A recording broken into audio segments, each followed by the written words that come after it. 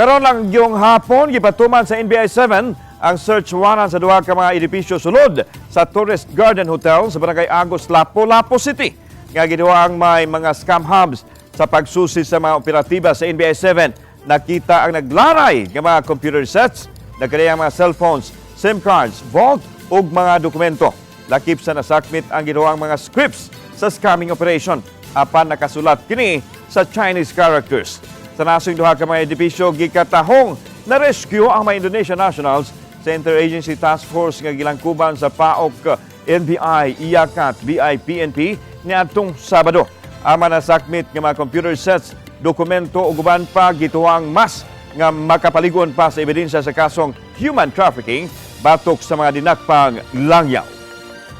Yes, we are serving 2 search warrants in 2 buildings inside the tourist inn compound.